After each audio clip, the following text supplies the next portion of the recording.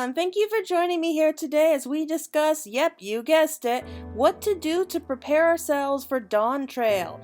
Dawntrail is going to be the latest expansion from Final Fantasy XIV, and especially after wrapping up the story with Hydaelyn and Zodiark, I think a lot of players are both excited and a little bit wary about what's coming our way next.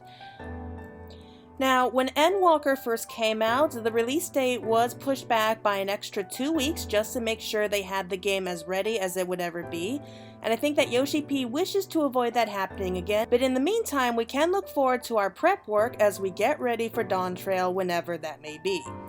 Now, one thing that is very nice about this is that it can be pretty predictable in terms of preparation when it comes to the new expansions. But I do want to make things clear in that while some of these things are mandatory to do for Dawntrail, most of what's on this list is going to be completely optional. They are things that you can do just to pass the time while we wait for 7.0, and I guess I'll be putting in a mild spoiler warning here just in case, since we do talk about content that you may or may not have done. So without further ado, let's first talk about the mandatory things, the things that we must do before Dawntrail. There's only going to be 3 of them on this list, so you don't need to worry too much. In fact, if you have already played up through everything you could up till now, you probably already have it all worked out. First off is to finish the main scenario quest through 6.55. Now this is pretty obvious, and if you've already played through 6.55, then you should be good to go on this. But the point is that the main scenario quest has to be played up to this point before you can even unlock Dawntrail. So if you took a break after the main story was finished and plan to come back for Dawntrail, you do need to complete the story up to this point first. Now, while the patches after 6.0 have been pretty weak in comparison, there is still some good content there, and it should be valued for what it is.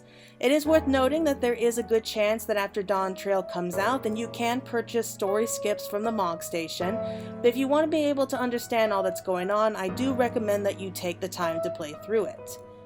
Next thing is that you need to have a job up to level 90. Again, if you played through 6.55, then chances are you already have a job that's up to 90, so there's no need to worry about that.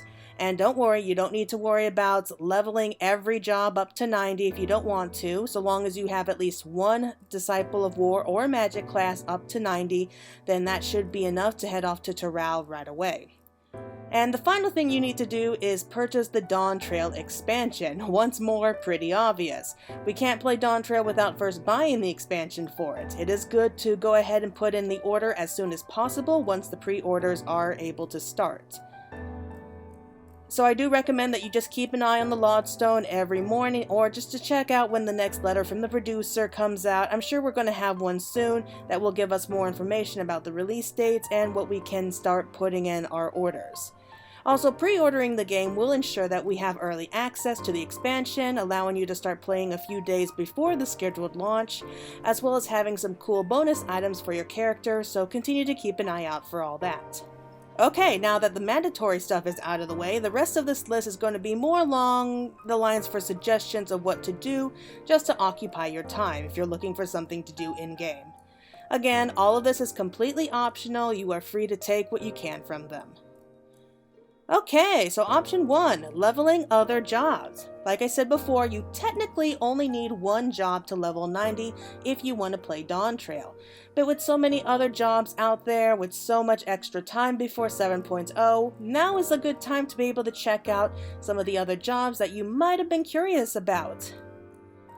Like, say you've played tanking all this time, but you want to decide to give healing a try, or if you are melee DPS but want to experience using magic or range attacks, I do encourage you to go ahead and try them out. Right now, it's not that hard to be able to level up a job, so you can do it only in a couple days if you go through roulettes, hunting down marks, doing fates, wondrous tales, or deep dungeons. It really is pretty easy to get up to level 90 with the extra experience. If you're trying to level up gatherers and crafters, you can do lev quests, weekly custom deliveries, or do some work in the Firmament and Ishgard if you're looking for ways to level up Disciples of the Hand or Land. Not only that, but some of these jobs have really amazing story quests that go along with them, and I think just about anyone would enjoy them. Some examples are the Sage, Reaper, Dark Knight is a must if you ask me, since their stories are so good, And if some jobs seem daunting or confusing at first, especially the ones that give a higher level unlock, don't worry, just take your time, practice, you might find one that you enjoy way more than your main job now. Gearing up. Okay, so right now you can get a gear set from doing the Myths of a Realm raid series, as well as the upgrades gear from tomestones at Razat Han. If you are still collecting tomestones, I encourage you to spend them on improving your gear before heading off to the new world.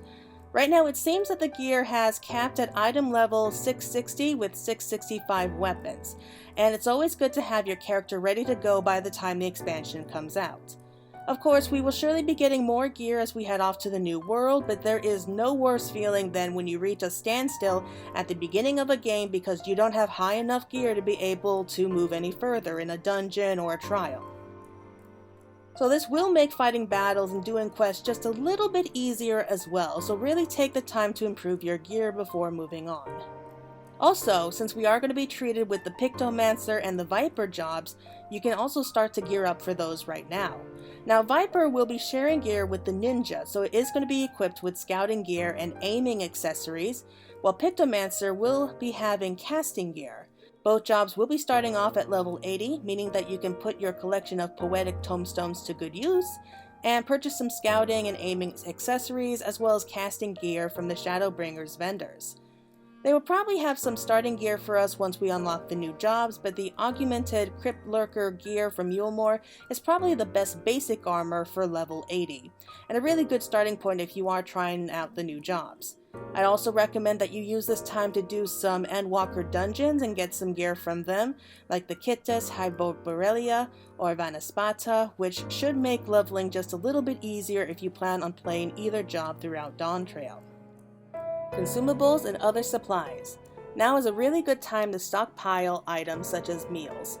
Meals in the game do offer experience boosts, and especially high quality food can give you really good stats boosts as you level up.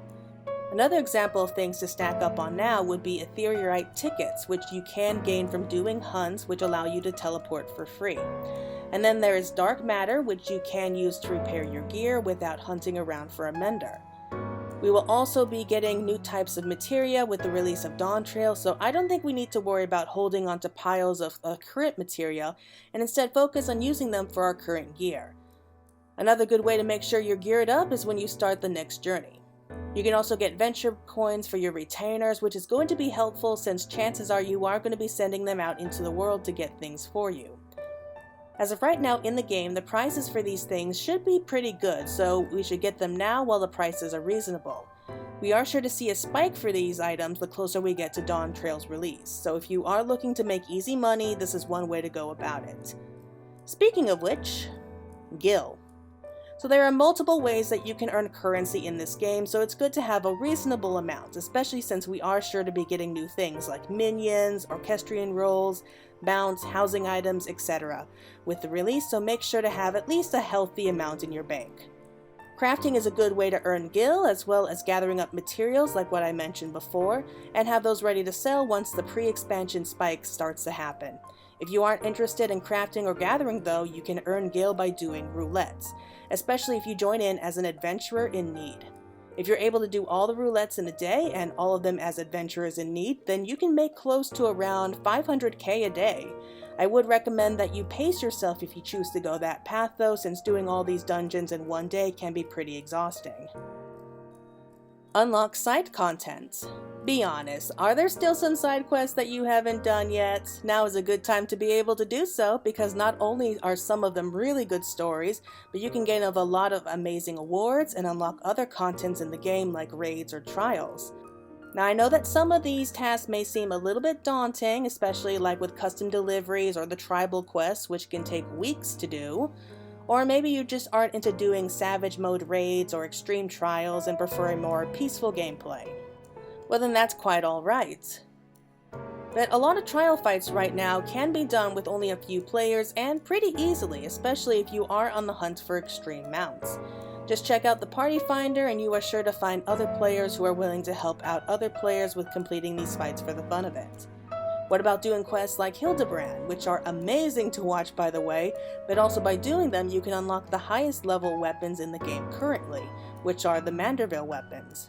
You can also focus on getting glamours for your character because, come on, if you're going to go off to save the world again, then you have to make sure that your character is looking the part. How about going off to do some extra hunt bills, which is also a really easy source of experience, by the way, or just relax on your own island sanctuary and have it all set up like how you want it, since chances are low that you have a house in the game. The point is that there are so many extra side contents to do outside of the main scenario, so if there is any here that you haven't done yet that I suggested, why not go ahead and check them out. And finally, real life is calling, don't be afraid to answer it. If you take nothing else from this list, then let it be this one. Game burnout is very real. I have experienced it more than once and it sucks. I wasn't able to fully enjoy some parts of the game because I could feel myself exhausted from the game and I just needed a break.